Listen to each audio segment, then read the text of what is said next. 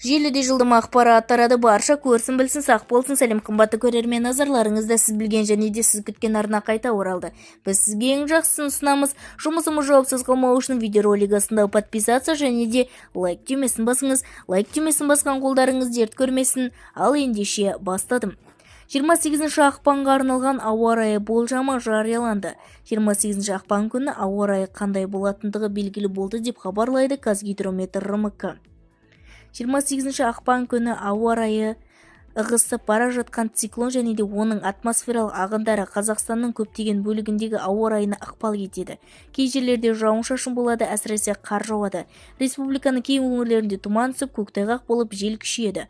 Республиканың солтүстігінде боран соғуы мүмкін екендігі болжануда.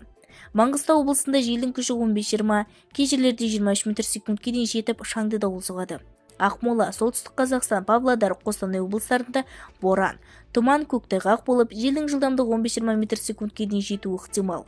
Шығыс Қазақстанда 15-20 метр секундке дейін жел соғып, боран, көктайғақ болады. Қарағанды облысында түнде және де таңертең кей жерлерінде тұман түсуі мүмкін екендігі болжануда.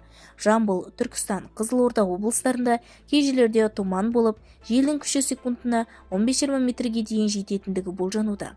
Алматы облысында түнде тұман түсіп, көктайғақ болады. 15-20 метр секундке дейін жел соғады.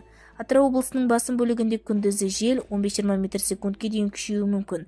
Батыс Қазақстанда секундты 15-20 метрге дейін жел соғуы мүмкін. Тұман түседі. Ақтөбе облысының кей жерлерінде желдің күші 18 метр секундке дейін күшеюі болжанып отыр. Бізді тамашалауды жалғастырыңыздар және де осыған ұқсас өзге де ақпараттар сіз үшін қызықты болса, арнадағы подписаться және де лайк түймесін басыңыз, достарыңызға үлесіп сау саламатта болыңыз.